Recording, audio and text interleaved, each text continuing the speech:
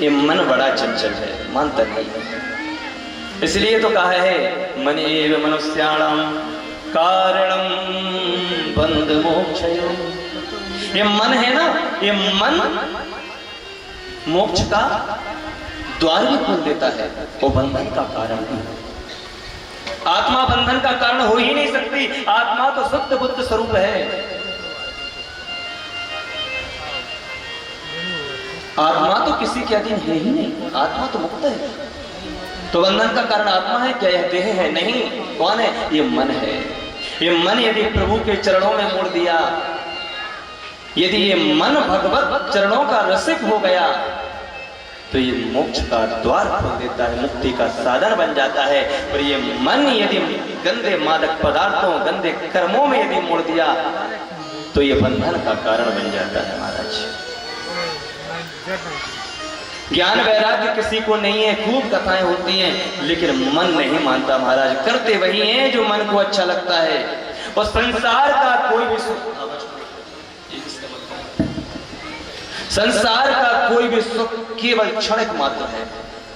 अभी जो शोभा यात्रा निकली, बड़ा आनंद आया सभी को, सभी ने सहयोग किया। लेकिन देखो, अब उस शोभा यात्रा के विषय में केवल आप सोच सकते हैं, आप उसको देख नहीं सकते। अब दोबारा हो तो गए, लेकिन कार्य भगवान का था, कितना अच्छा कार्य था, है ना।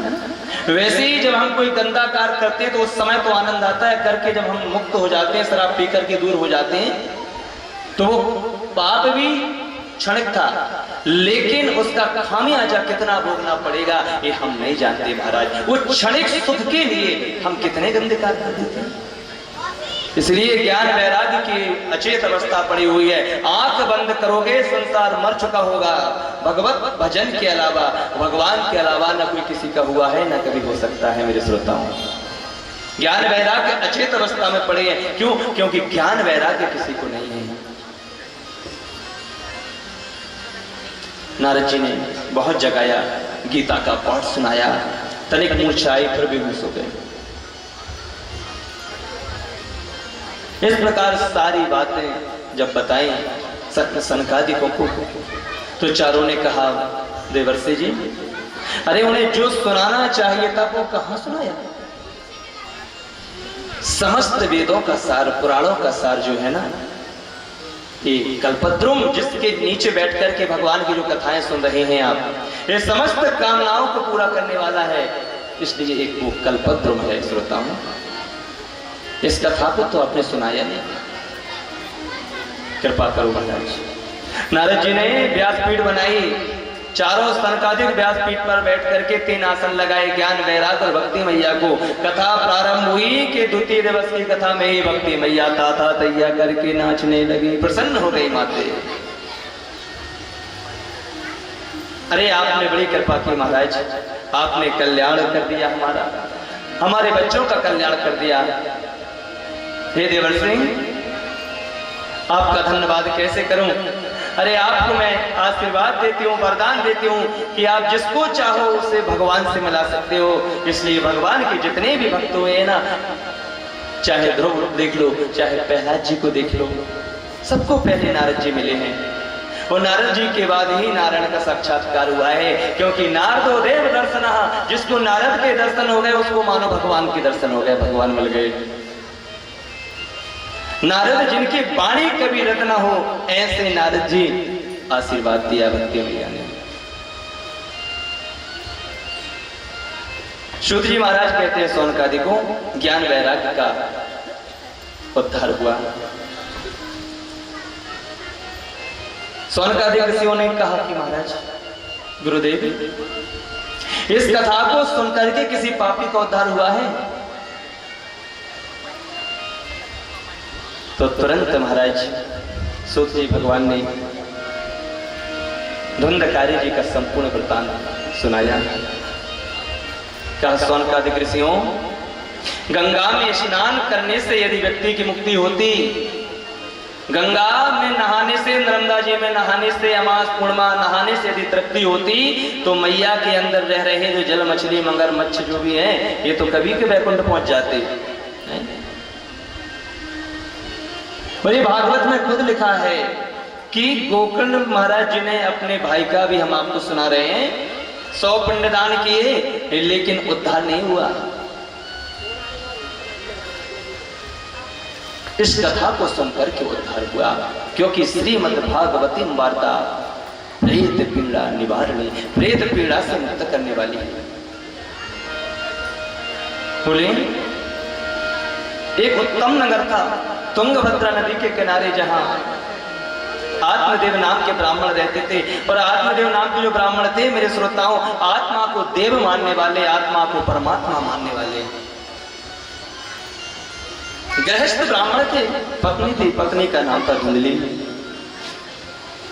अब पंडित जी जितने सीधे सच्चे, पंडितानी उतनी ही खतरनाक, उतनी ही झगड़ालू, बिना खाए भोजन नहीं बचने वाला, ऐसी देवी जी। भगवान की कृपा से सब कुछ था, लेकिन संतान नहीं थी। तो एक दिन पंडित जी चले गए कहां? जंगल में,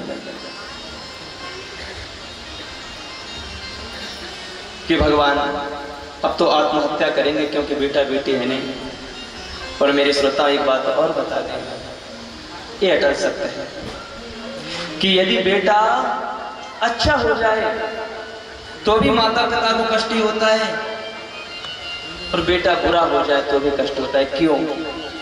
क्योंकि बेटा ज्यादा सीधा सच्चा हो जाए ना, ज्यादा अच्छा हो जाए, तो माँ की आंख में आंसू आते हैं। देखो जबलपुर गया है या नरसिंहपुर गया है, क्या मालूम खाना खाया कि नहीं, अरे बड़ा सपूची है, भोजन नहीं मांगता है। ये दुख होता है हर समय। कहीं बेटा चला जाए तब भी माता पिता को कष्ट होता है कि मेरा बेटा बड़ा भोला वाला है। अरे लोग उसका उपहास ना करें, लोग उसे परेशान ना करें, बिल्कुल सीधा सच्चा है। और ज्यादा खतरनाक यदि संतान हो जाए तब भी माता पिता को कष्ट होती है कि इसलिए तो अच्छा था ये पैदा ही नहीं होता। दशरथ जी क्यों मरे? एक आज्ञा पिता की केवल कि बेटा राम कल तुम्हें वनवास की ओर जाना है, लेकिन शब्दों से ओंठ ही नहीं खुले भगवान के, केवल आदेश लेकर के आपकी आज्ञा मेरे भगवान मेरे पिता सिर माथे पर। केवल इसी बात को याद कर करके दशरथ जी ने देहावसान किया, क्योंकि मेरे राम ने जवाब नहीं दिया। और भगवान यदि जवाब दे देते कि पिताजी विवाह काल में आप मुझे वनवास, मेरा विवाह हुआ है अभी अभी, मैं राजा बनने वाला हूं और आप मुझे वनवास पहुंचा रहे हैं, तो शायद वो बात दिल पर नहीं लगती। यही बात तो दिल पर लगे ना कि मेरे राम ने जवाब नहीं दिया, मेरे राम को कभी क्रोध नहीं आया। यही बात सोच सोच करके प्राणों को छोड़ दिया। तो बेटा अच्छा हो जाए तब भी माता पिता को कष्ट होता है, और बेटा यदि कुपूत हो जाए तब भी माता पिता को कष्ट होता है। लेकिन ये गृहस्थों की विडंबना है मेरे प्यारों कि जब तक बेटा बेटी आंगन में ना हो एक गृहस्थ शोभा नहीं देता। क्योंकि पति बिन सोनी मांग, पुत्र बिन है घर सोना, और दो ही मुक्ति के मार्ग हैं, दो ही बिन है दुख दूना। जैसे बिना पति की स्त्री की गति नहीं हो सकती, स्त्री का उद्धार नहीं हो सकता, वैसे संतान के बिना माता पिता की मुक्ति नहीं हो सकती।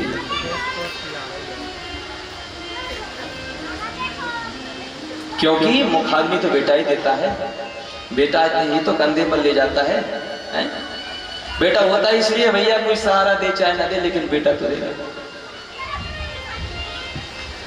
अपना भावना है। और जिस पिता के सामने बेटे मृतक प्राय हो जाए तो उस पिता से पूछो आप कितना दुख होता है बेटे का।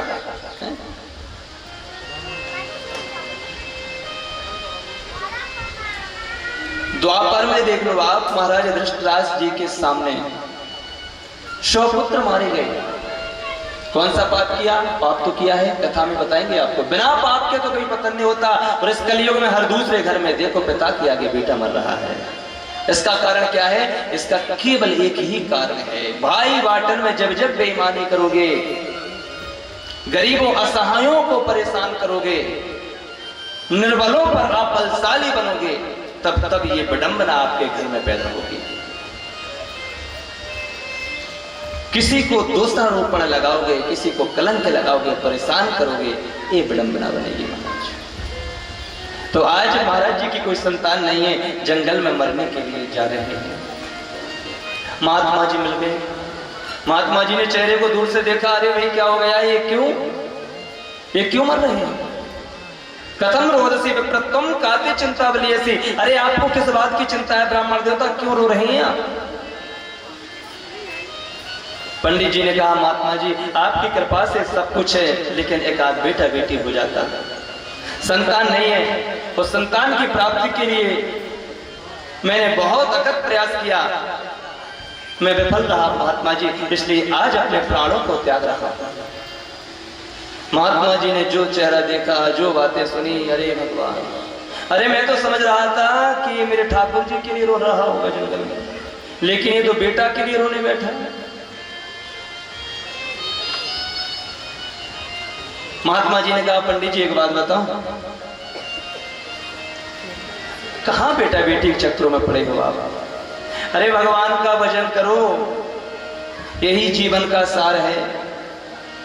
सन्यासी हो जाओ और अब बेटा बेटी नहीं है तो सुखी हो आप, बिल्कुल चक्रों में मत पड़ो। भगवान को देना होता तो अब तक दे ही देते, अब बुढ़ापे में तुम बेटा बेटी के चक्रों में पड़े हो। ये समय कौन सा है? चौथा चरण चल रहा है, सन्यास का समय आ गया है। और सन्यास से सर्वदा सुखम, बहुत सुख है महाराज सन्यास जीवन में। और सन्यास क्या है? सन्यासी नहीं होता कि पत्नी मरी घर संपत नासी, मूड मुड़ाए भय सन्यासी। घर में भाई खटपट के चल बाबा के मठ पर, काम्या नाम कर्मणाम न्यासम सन्यासम कवियो विदु। समस्त काम कर्मों का त्याग ही सन्यास होता है। काम कर्मों का त्याग करके भगवान के चरणों में मन को लगाना ही सन्यास है। इसलिए बेटा बेटी का चक्कर छोड़ो, भगवान का भजन करो। पंडित जी महात्मा जी को सुनाने लगे, अरे तुम क्या जानो बाबा बैरागी।